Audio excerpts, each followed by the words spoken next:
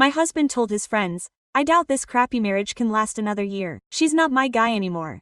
Quote. They laughed proudly at him. I smiled and blurted out, "Why wait so long? Let's end it today." Quote. And I walked out. That same night, his best friend sent me a text that took my breath away. "I doubt this crappy marriage can last another year. She's not my guy anymore." Quote. Dominic's voice carried clearly through the French doors onto the patio where I stood stiffly with the tray of steaks I was carrying for their Thursday get-together.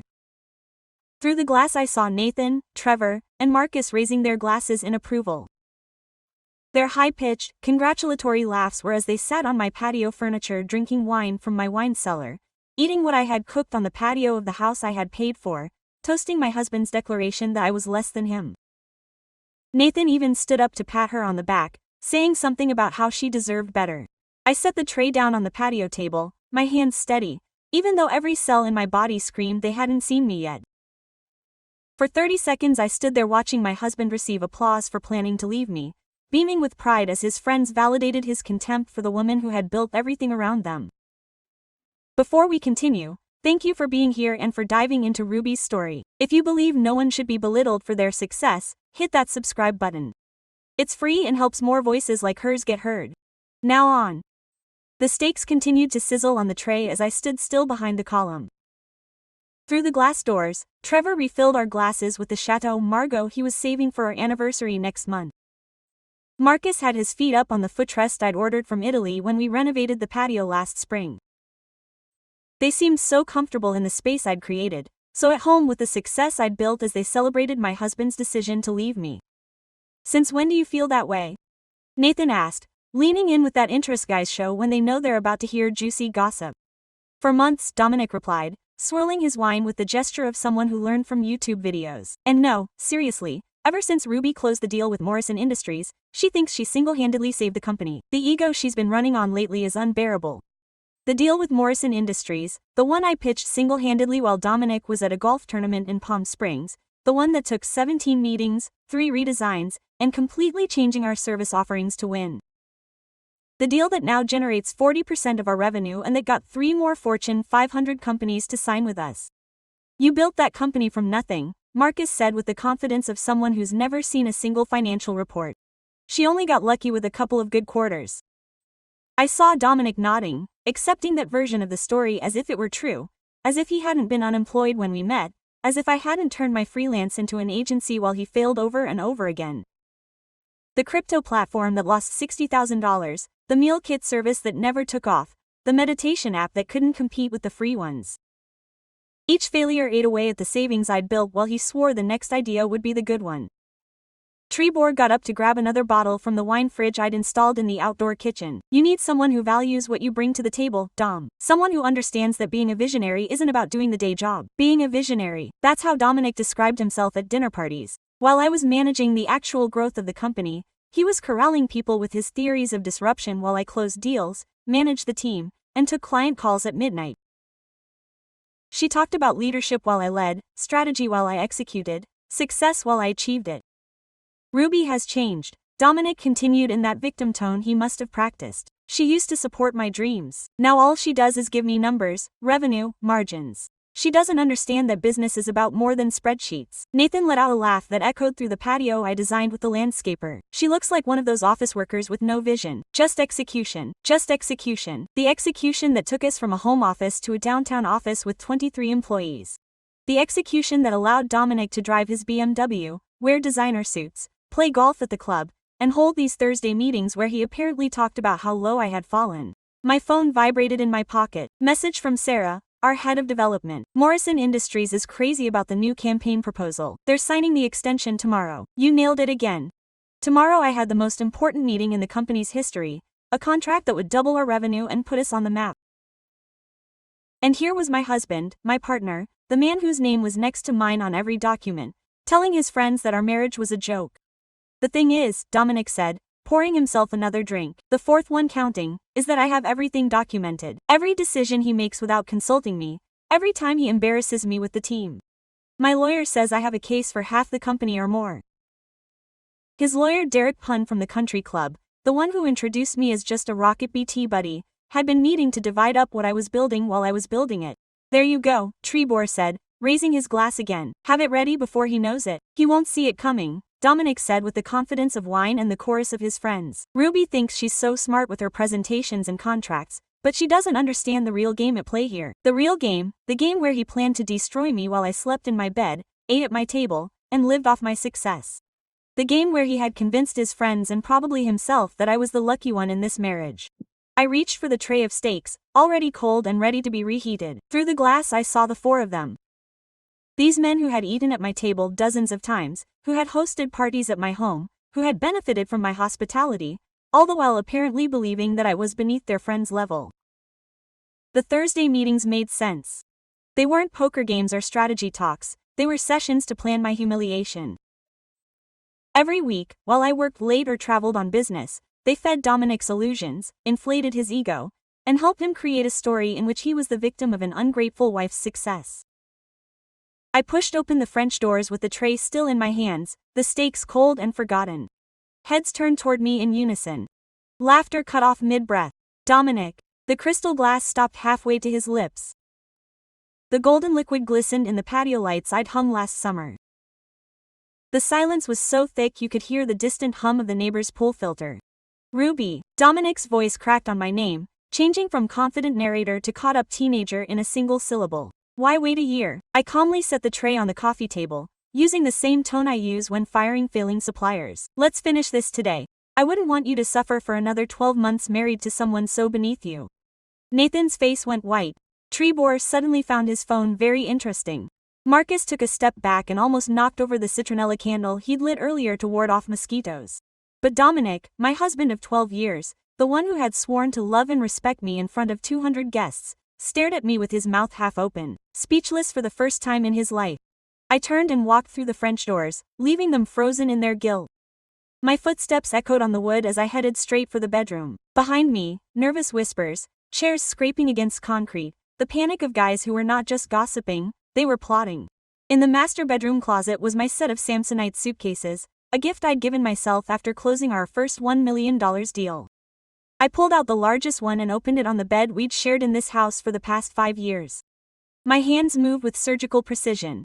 I folded the jackets I'd worn to meetings he never attended. I packed away the jewelry I'd bought for each big accomplishment. I packed the designer handbags he'd claimed were our successes, even though he hadn't contributed a single euro. From the bathroom I gathered my skincare routine, the expensive serums, the creams I allowed myself, because they were the few things I had control over between the company and a marriage to someone who hated that I shined. From the medicine cabinet, the prescriptions, the vitamins, the sleeping pills that I used more and more. The Thursday meetings were getting longer and noisier. I heard footsteps on the stairs. Several of them were uncertain, like children about to face their disappointed father, not knowing if there would be a fight or something worse. Indifference. Ruby, can we talk please? Dominic appeared in the doorway, his hair perfectly combed, now messy from running his hands over it so much. Behind him, Nathan appeared in the hallway. A look of guilt mixed with relief. There's nothing to talk about. I zipped up the toiletry bag and stuffed it in my suitcase. He's made himself very clear. I'm beneath you. Our marriage is a joke. You've been meeting with Derek Palm for months about a divorce. What do you want to discuss? His face drained of color at the mention of the lawyer's name. How did you know? I pulled my laptop bag out of the closet, passwords, client contacts, all the intellectual property I'd created.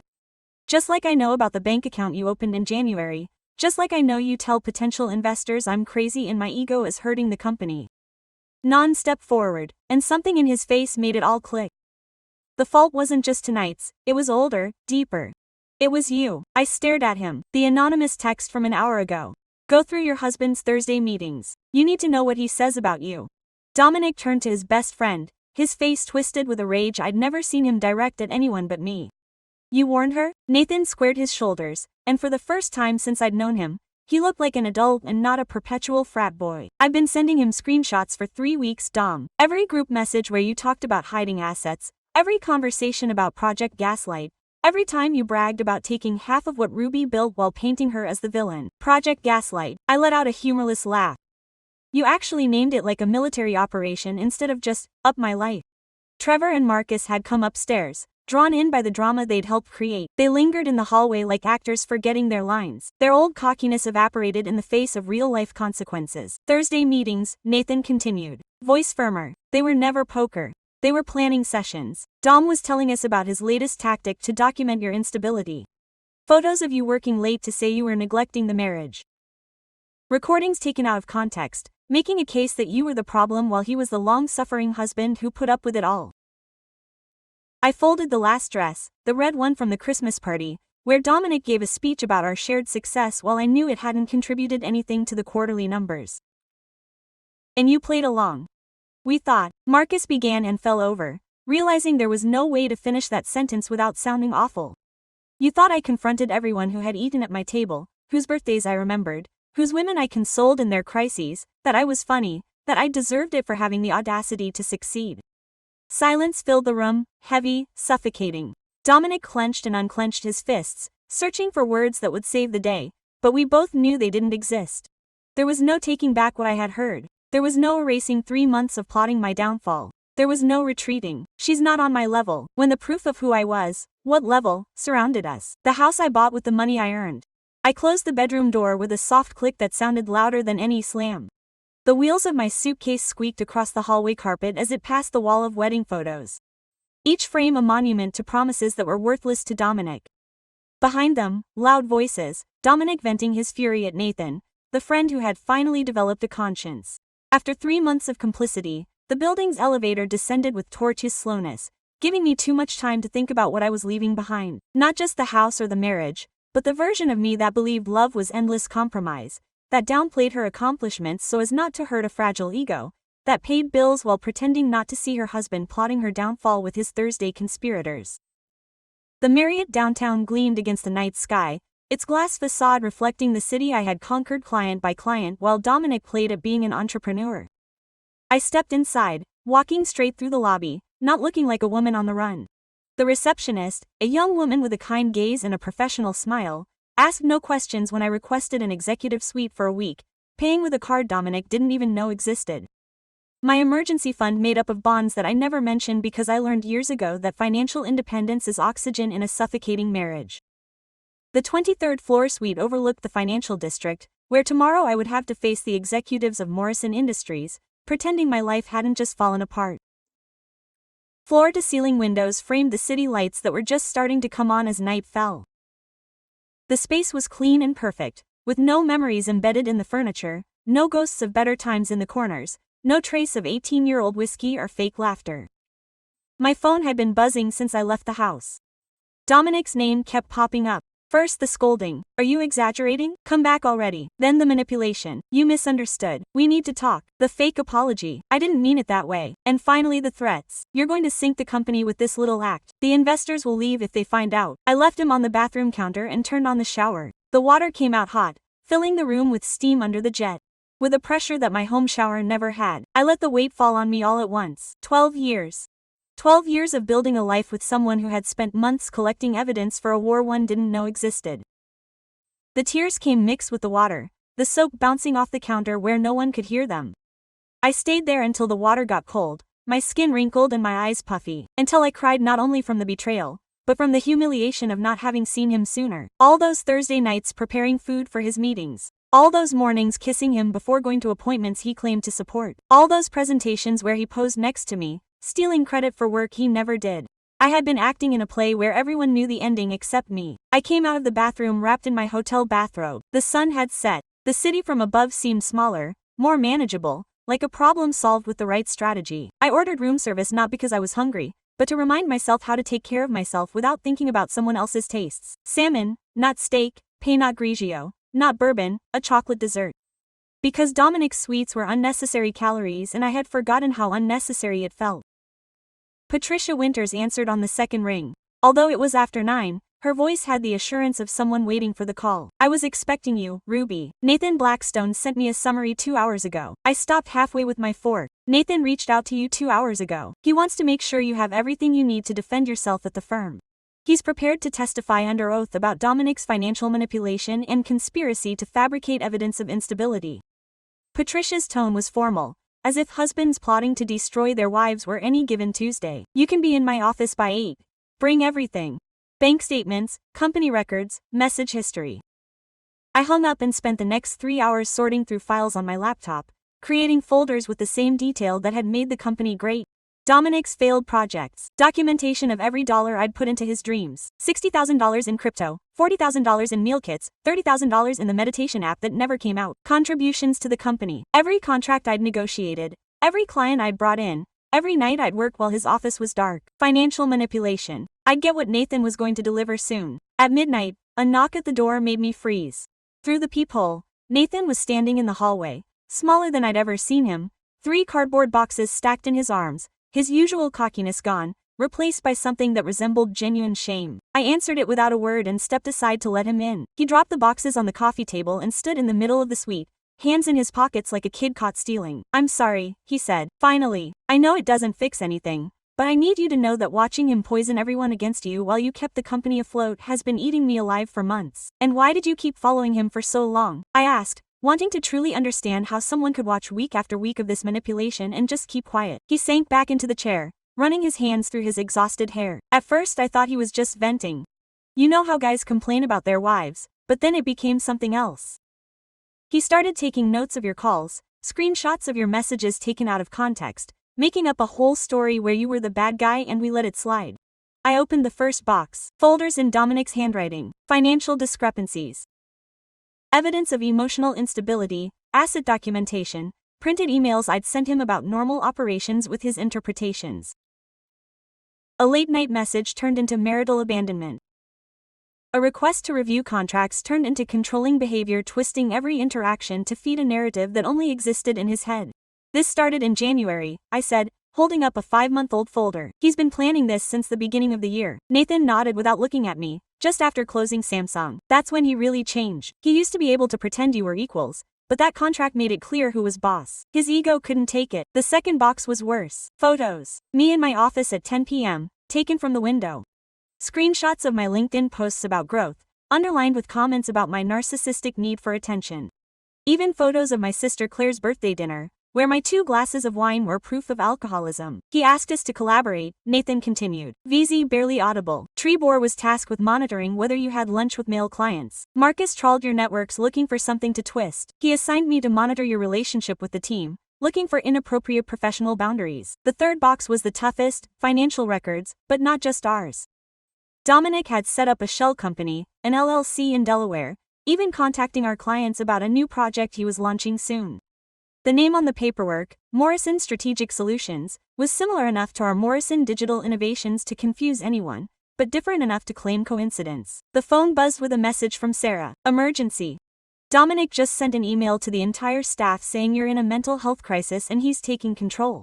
"What do I do?" I showed it to Nathan. His face went white. "It's accelerating faster than we thought." I called Patricia and put her on speakerphone. "Dominic just sent an email to the entire company saying I'm in a mental health crisis." "Send it to me now," Patricia said. Voicemail, "I'm filing an emergency injunction right now. This is defamation and possible fraud." "Nathan, are you there?" "Yes," she replied, straightening up. "Send me everything on the supposed gaslight project. Every message, every note, every piece of evidence. Ruby, don't respond to the email. Don't contact the staff yet. Let me handle this legally." She hung up. Nathan and I worked in silence. We organized documents, digital copies, built a case that would protect not just the company, but my name. At 2 a.m., she asked the question she'd been dreading. "Do you hate me for not speaking up sooner?" I thought about lying, offering forgiveness I didn't feel, but I'd had enough of diplomacy. "I don't know how I feel about you, Nathan. Did you watch my husband plot my downfall for months? You were a part of it. Growing a conscience in the end doesn't erase that." She nodded, agreeing. "Sophie threatened to leave if I didn't speak up. She said if I could see this and keep quiet, I'd never trust her not to do it to me herself someday." "Clever woman," I said. And I meant it. Sophie had seen what I hadn't. A party to such treachery is capable of anything. At 3 a.m., my phone rang. Unknown number. I answered it. "Ruby, I'm Pretty, Trebor's wife. You were shaking like you were crying. I just found out everything. Trevor came home drunk from your house and blurted it out to me. I'm disgusted. I have recordings. He'd come home from Thursdays and brag about what they were talking about. He thought it was funny watching Dominic set up this elaborate plan. I started recording it the 3rd week because something smelled fishy. I have hours of him describing everything, laughing at how clueless you were. Another unexpected ally. You can send it to my lawyer. I already uploaded it to the cloud. I'll send you the link, Ruby. I'm getting a divorce too. If Trebor did this, what wouldn't he do to me if I ever made more money or made him feel small?" I hung up and stood at the window watching the city sleep. Somewhere, Dominic must be pacing the house, watching his plan fall apart. His friends were betraying him. His lawyer would see the evidence and tell him to give up. The staff he tried to manipulate would choose the one who had truly given them a run for their money. Nathan left at 4, picking up his coat with movements that seemed to pain him. He turned at the door. The irony is that Dominic was never below your level. Ruby, you would have carried him in your arms all your life. If he had been grateful instead of resentful, you loved him enough to do the same. Even if he wasn't, he never understood that. I closed the door and sat alone in the suite watching the sun come up. 4 hours of sleep would have to suffice. Today's investor meeting would decide not only the future of the company, but whether the story Dominic had woven would one day stand under the weight of evidence. Quick shower, impeccable black suit, the one from the Samsung deal, makeup to cover up the fatigue. Patricia called as she was leaving the hotel. The emergency order has been approved. Dominic is not to touch accounts or make operational decisions without board approval. He will receive notification this morning, just before the meeting. He's going to be furious. Let him be. Anger makes mistakes. I also sent the evidence packet to each board member. They'll have time to look at it before they go in. The office building loomed against the sky like a monument to what I'd built. I arrived at 6 a.m. with my executive access card, mostly empty, just security, and the night cleaning crew nodding at me. They'd seen me at all hours for years. Dominic's card rarely clocked in before 10. Nathan was already in the boardroom, arranging paperwork with methodical precision. He'd changed clothes, but he hadn't slept. The coffee cups were piling up. We worked without speaking at first. Evidence stations dotted the room, financial records on one side, client testimonials on another. The Gaslight Project documentation in the center, where Dominic would have to look at it head-on. He'll try to sell it as a marital mess that shouldn't affect the business, Nathan said, adjusting the screen. That'll be his first move, to make it personal, not professional. And when he does, you go to slide 17. I replied. Registering your competing LLC. Nothing says professional treason like trying to steal clients while still collecting a paycheck. Sarah arrived at 8, laptop on and face serious. Half the team is ready to testify if needed. The other half is updating resumes in case this goes south. It won't go south, I said with more confidence than I felt, at least not to them. The board members began arriving at 9:30. Margaret Chin, expression neutral, a slight nod before sitting down. James Harrison from our largest account, technically not a board member, but invited out of an interest in stability. Robert Kim and David Aquo, the two who had questioned Dominic's input in past meetings, only to be deflected by him and smoothed over by me. At 9:55, Patricia came in and sat down next to me. Her presence was a dead giveaway. This wasn't just business anymore. The air smelled of legal fallout. At 10 o'clock, Dominic walked through the door wearing the Tom Ford suit I'd given him for our 10th anniversary. The same one who had led me to receive an industry award for the work I had done while he was a corporal. His cologne announced it before he did. The same expensive scent he wore to every meeting where my accomplishments were credited stopped as he took in the room. Configuration. Nathan beside me instead of with him, Patricia's presence, the serious faces of the board. Their eyes locked on Nathan, and the look they exchanged would have frozen a bonfire. Nathan didn't flinch, though I saw his jaw clench. Dominic moved quickly, his salesman smile settling as he took his seat. I appreciate you coming on such short notice. He began pulling out business cards that he had clearly prepared. I know there has been concern about the recent changes in management. I want to assure you that despite my wife's current emotional state, right there, Margaret Chin cut him off, you like a razor. We have reviewed the documentation submitted by Ms. Morrison's attorney. Your allegations about her mental health are not only baseless, they appear to be purposely fabricated. Dominic's smile captivated him. I understand Ruby has painted a picture. You painted the picture with your own messages. David Aonko held up a printed screenshot. This group chat where you talk about Project Gaslight and plan to create fake evidence of instability. Are those your words or not? I clicked on the first slide. Dominic's message from 6 weeks ago. Keep documenting everything. We need to show a pattern of erratic behavior, even if we have to make it up. Dead silence. Dominic's face went through phases. Shock at seeing his messages exposed, anger at Nathan's betrayal, and finally the desperate calculation of someone trying to save the unsalvageable. They're out of context, he tried. Nathan has his own agenda. My agenda. Nathan spoke for the first time. His voice was firm. It's about getting the truth out. For 3 months I watched you plot to destroy the woman who built this company while you just stood in the way and took the credit. You were on the inside, Dominic burst out, revealing more than he wanted to. Were you there every Thursday, participating, cheering? Yes, Nedin said simply, and I was wrong. The difference is that I'm trying to fix it. I moved on to the next slide. Financial records with major contracts color-coded by who closed them. My column solid blue, Dominic's blank white. Over the last 24 months, I started with the authority I earned through facts. I've personally closed 17 major contracts for $32 million in revenue. In the same period, Mr. Morrison has closed zero while making $400,000 a year. James Harrison leaned in. Ruby, let's get one thing straight. Harrison Tech has never considered Dominic a factor in our decision to work with you. Every strategic discussion, every campaign adjustment, every innovation has come from you. We tolerated your presence in meetings out of respect for you, but you never contributed a single useful idea. The blood drained from Dominic's face as he realized that his biggest client had just publicly erased his professional existence. His mouth opened and closed silently, searching for words that didn't exist. The room suddenly shrank, walls closing in on a man discovering his reputation was a fiction only he believed. I clicked on the next slide. Registration documents for Morrison Strategic Solutions, his shell company for stealing clients. That concludes my presentation, I said, voice steady, despite the adrenaline. The board has all the evidence to decide on the future leadership structure. Derek Paulson, Dominic's attorney, had been quiet, his face grim with each document. Now he leaned toward his client with cool professionalism. Dominic, we need to discuss your options in private. He gathered up the papers. The message was clear. The legal battle he had planned was over before it began. Margaret Chin stood, smoothing her skirt with precision. We will meet tomorrow to formalize the transition. Mr. Morrison, I suggest you give Patricia's buyout offer some careful consideration. It is more generous than a judge would dictate on this evidence. The meeting broke up with the uncomfortable brush of people fleeing a tense scene. Dominic sat staring at the screen where his words from Project Gaslight still gleamed accusingly. Nathan paused in the doorway, glanced back at his former friend with something between pity and relief, and left without speaking. That night, alone in the suite with Chinese food cooling on the table, her cell phone rang with an unfamiliar number. I barely answered, exhausted from the emotional toll of the day. Ruby, it's Linda, Trevor's wife. VZ was shaking as if she'd been crying. I need to tell you something about what's happened while you've been away. I put down my chopsticks. Alert. Linda and I had spoken maybe 5 times in 8 years. Friendly but superficial conversations at group dinners. Trevor came home from the investor meeting today. Different. He told me all about what they did to you. But Ruby, it's worse than you think. Dominic was giving them classes on how to manage their wives. He called it maintaining the framework and strategic relationship management. My stomach turned. Classes. I found Trevor's journal. Pages and pages of Dominic's advice. How to document your wife's spending to make her seem irresponsible. How to gaslight her in social situations so she doubts her memory.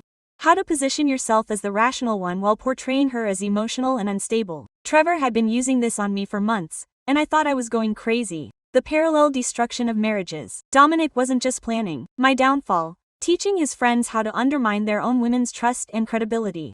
A master's degree in manipulation disguised as Thursday poker games. I showed Trevor the journal. Linda continued, her voice firmer. I made her read her own words. The look on his face when he saw what Dominic had turned him into. Ruby, I've never seen my husband cry. What are you going to do? Break up with Dominic completely. He's also agreed to couples therapy, though I don't know if our marriage will survive. How do you rebuild trust when someone has been systematically undermining you with coaching from a friend? He hung up. I sat in the suite in darkness, city lights flickering like distant stars below. My phone vibrated with a message from Sarah. You need to see what's going on at the country club. Attached was a photo of Dominic, disheveled and clearly drunk, giving a speech at the bar to anyone who would listen. Even in the blurry image you could see everyone else stepping aside. The bartender's face, professional patience at its limit. An hour later Barbara Fitzgerald called, the judge's wife, connected to everyone who mattered in our circle, a collector of information like others of art. I was at the club this afternoon, he said without preamble. Dominic had been there every day since the breakup became public. Today he was saying how he built the company single-handedly, that you were just a pretty face for client meetings. The excitement was so complete that even strangers looked at each other with concern. Does anyone believe him? I asked. Barbara let out a dry, humorless laugh. The bartender says Dominic's ravings have become the show of the afternoon.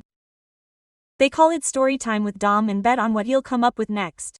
Yesterday he said he created a revolutionary trading algorithm. Today that Apple wanted to buy his meditation app for millions. The man I married was disintegrating into a caricature. His lies were getting bigger as his reality crumbled. A part of me felt the sharp satisfaction of seeing karma unfold live. Another, buried part, mourned the man he could have been if his ego hadn't eaten him up. My phone vibrated again. Facebook message from Emma Rodriguez. Marcus's girlfriend had seen her twice at dinners, quiet, attentive, the kind who sees everything and says little. You need to know what Marcus was planning with Dominic. I'm done with him, but you deserve to see this first. Attached were screenshots that made my blood run cold. Detailed plans for contacting our clients after the divorce, saying I had collapsed, offering continuity with Dominic's new agency. Drafted emails, clients stealing timelines, logos copying our branding. But worst of all, a list of employees to recruit with notes on their weaknesses. Sarah, single mother, needs this skill. She'll go for the money. Kevin, desperate for promotion, easily manipulated with promises. They had studied my team like predators study their prey. Another message came from Emma as I processed the screenshots. Marcus doesn't know I have this. I'm sending it to your lawyer too. No woman should have to go through this betrayal. I'm sorry I didn't speak up sooner. The clumsy attempt at corporate theft would have been pathetic if it weren't so malicious. I forwarded everything to Patricia, fingers firm, despite the rage burning in my chest. Proof of planned corporate theft made our civil divorce potentially criminal. Patricia responded in minutes. This changes everything. We add fraud charges. You'll have to take whatever we offer. 6 months passed, slow, painful, of recovery. I moved from the suite to a furnished apartment downtown, needing a space that Dominic had never known. The company stabilized and then grew without his interference, closing 3 big, wavering clients while the management was unstable. Nathan became indispensable as COO. Guilt drove him to work harder than anyone, though I still couldn't look at him without remembering those 3 months of complicit silence. The morning of the final divorce signing arrived gray and rainy, as if the sky reflected the strange melancholy of closing something that had been dead for months. I dressed in a new suit Dominic had never seen, makeup that emphasized strength, not softness. Patricia was waiting for me in the lobby of her building, expression neutral, but squeezing my shoulder for a second in support. The courtroom smelled of leather and old coffee, windows to the sky of the city he had rebuilt. Dominic there. The transformation stopped me in my tracks. The man who had walked the runway for Tom Ford now wore a basic Target shirt wrinkled at the elbows. His face was sunken, 40 pounds lighter, along with his delusions of grandeur. The BMW who had wanted more than our marriage was now a 10-year-old wave. According to Patricia's investigator, his hands shook as he held his pen. His lawyer, the third, after Derek's abandonments, and the second, looked fresh out of college, probably getting paid a fraction. He was reviewing his notes, clearly outclassed by Patricia and the mountain of evidence. Terms are as agreed, Patricia said, sliding the agreement. Mrs. Morrison retains full ownership of Morrison Digital Innovations, all intellectual property, house, and investment accounts. Mr. Morrison receives his personal belongings, crypto wallets from his failed projects, and his grandfather's watch, no pension, no future claims, no non-compete clause for 5 years in digital marketing. Dominic's signature looked like a child's. A far cry from the confident handwriting he used on contracts he hadn't won. He couldn't look me in the eye. He stared at the table where his dreams of stealing half my empire died. When he spoke, it was barely a whisper. I know you won't believe me, but I feel it. I looked at him, really looked at him. Empty shell of the man who had won me over with false confidence and borrowed dreams. You're right, I said quietly. I don't believe you. He signed the last page and left without another word, his footsteps echoing down the hallway like a funeral march for the character he pretended to be. 2 weeks later, the Forbes reporter arrived with a photographer and an agenda to tell what she called the story of the year. Catherine Wells was direct, sharp-eyed, the kind who sees beyond the surface. I don't want projections or marketing strategies, she said, placing the tape recorder on the same table where Dominic was claiming my accomplishments. I want the raw truth of uncovering betrayal and turning it into fuel. I told him everything. Thursday nights with stakes in hand, while my husband said our marriage was a joke. Nathan's belated awakening of conscience after 3 months of complicity, the Project Gaslight documents showing systematic planning to destroy my reputation, how my team rallied around me while Dominic's friends abandoned him one by one. What shocks me, Catherine said, taking notes in shorthand, is that you didn't seek revenge, you just let the truth speak and the consequences fall on their own. The best revenge is to build something so successful that the one who tried to destroy you becomes irrelevant, I replied.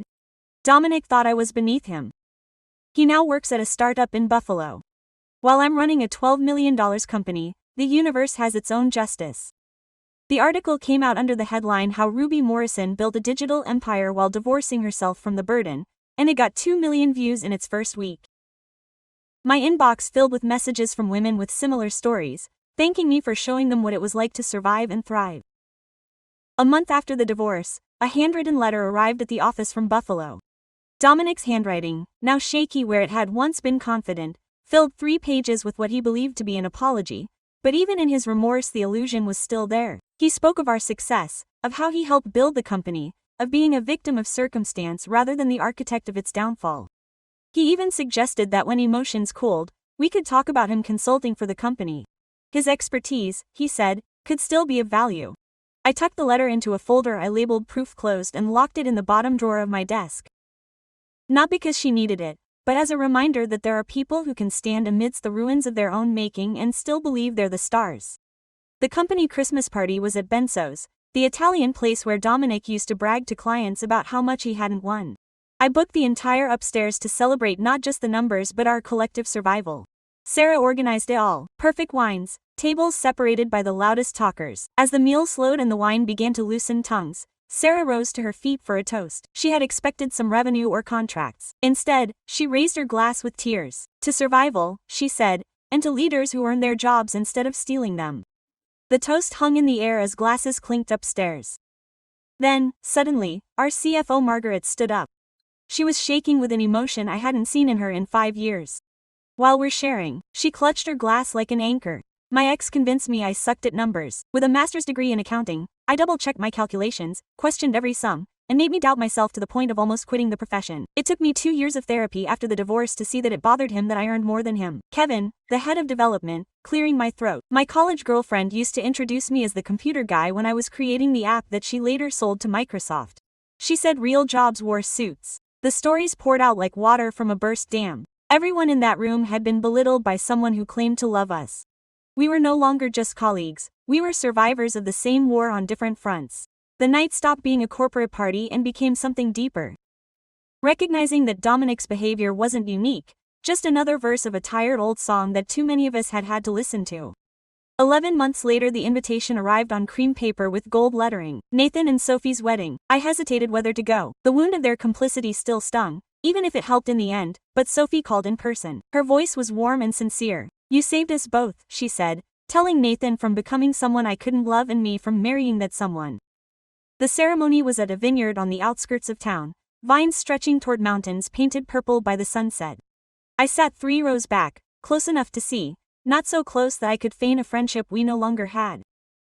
Nathan looked nervous in his navy suit, adjusting his tie until Sophia appeared at the end of the aisle, radiant in simple ivory silk. At the reception, after the family toasts, Nathan stood up without warning, slamming his champagne flute. Silence fell under the tent. 200 guests turned with expectant smiles, but their eyes found me on the other side, and I knew this speech wasn't for them. Before he could talk about Sophie, his voice was heavy with rehearsed words. "I have to say something. 11 months ago I took part in something shameful. I watched a friend plot to destroy his wife's reputation and career. And I didn't just keep quiet, I helped. I took screenshots, documented conversations, fed a man's delusions because it was easier than confronting him." Dead silence. Sophia by his side, hand on his arm, proud, not embarrassed. "Ruby Morrison is here tonight." She kept going and heads turned. She built an empire while her husband plotted his downfall.